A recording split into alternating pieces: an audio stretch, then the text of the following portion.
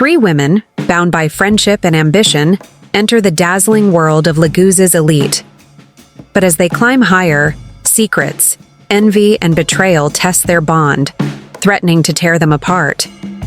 Will they survive the price of success, or will their own desires lead to their downfall? Meet Lina. She is 26 years, calm and strategic, known for her elegant green attire. This is Mary, the youngest. She is 24 years. The creative one, stylish in dark, artistic outfits, and Susan, the oldest, 27 years old. She's bold and confident, always standing out in blue. And this is Chief Rufus, the wealthy businessman, charismatic and powerful. And these three ladies all want Chief Rufus for themselves. The city lights of Lagos shimmered in the distance, casting an ethereal glow over the grand hall filled with the wealthy and well-connected. It was a party to remember, with golden chandeliers hanging from the ceiling, music that set the perfect rhythm, and guests dressed in their finest attire. But amidst the laughter, the elegance, and the glamour, Lina felt her heart sink. She was standing on the balcony, looking out at the city that had once promised so much. She had everything: a beautiful dress, jewelry that sparkled with every movement, and even a glass of the finest champagne. But as she glanced around, she realized that all the people she once called friends were distant, absorbed in their own lives, unaware of her presence. "Where did I go wrong?" Lina whispered, gripping the cold railing. She had started this journey with her best friends, Mary and Susan. They had dreams, plans, and a bond they thought nothing could break. But now, here she was, alone and lost in a crowd of strangers. Lina closed her eyes, the memories rushing back. They had all come to Lagos with high hopes, each determined to make a name for themselves. But ambition had changed things. Somewhere along the way, the allure of wealth and status had turned them against each other, leaving them with broken friendships and shattered dreams. How did it all unravel? The city was still buzzing, as if mocking her, and the voices inside called her back. But Lina knew this wasn't the place she wanted to be. She took a deep breath, bracing herself as she walked back inside, her heart heavy with regret. Lagos wasn't just any city.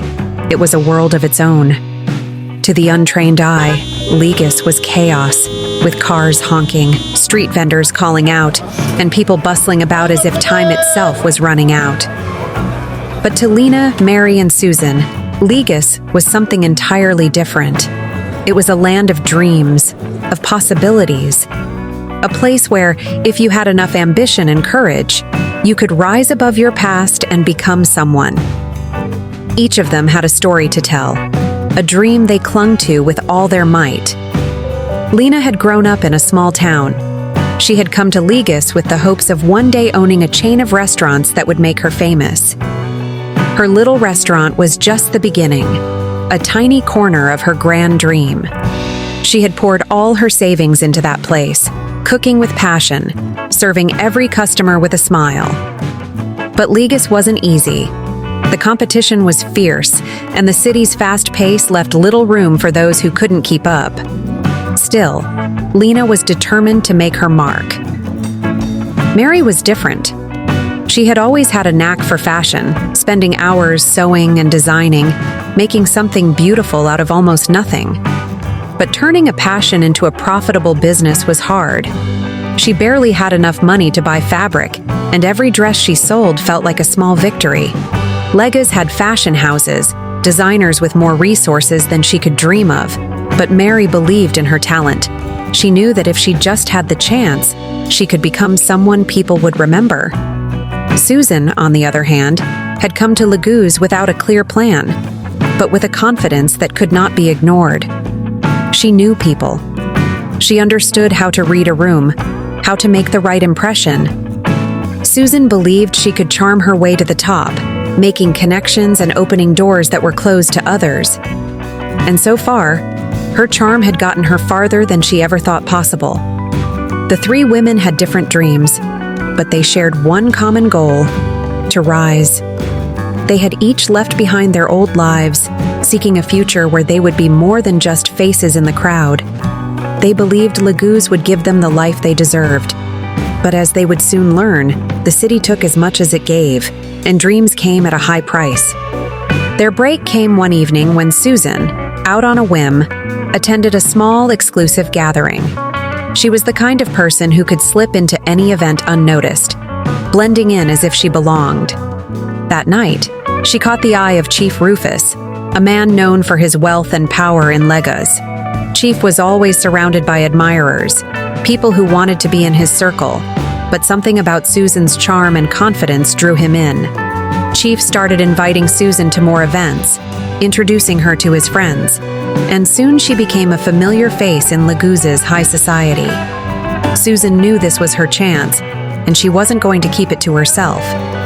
She invited Lina and Mary to join her, knowing that if they all stuck together, they could make the most of this opportunity. Their first big event was a grand party at one of the city's finest hotels. The hall was decorated with sparkling lights, the tables laden with food and champagne. Lina, Mary, and Susan had spent hours getting ready, borrowing dresses from friends, styling each other's hair, and doing their makeup. As they walked in, they were both nervous and excited, their hearts pounding as they stepped into a world they had only dreamed about. The party was everything they imagined. There were people in designer clothes, the latest music playing, and photographers capturing every moment. Lina and Mary exchanged glances, barely able to believe they were there, mingling with people who had the kind of life they had always wanted. Susan introduced them to Chief, who welcomed them with a smile. He was charming and confident, the kind of man who commanded attention without saying a word. Mary couldn't help but notice his watch, glinting under the lights, and the way people seemed to hang on to his every word. Chief had a way of making everyone around him feel special, and that night, he made Susan feel like she was the only woman in the room. As the night went on, Lina, Mary, and Susan met more people, laughed, and danced. They felt for the first time that they were part of this world. It was a feeling they didn't want to let go of, and they promised each other that they would do whatever it took to stay in this world. After the party, they sat together in Susan's small apartment, talking about the night, sharing their excitement and dreaming about the future. They didn't realize it then, but that night marked the beginning of a journey that would change their lives forever.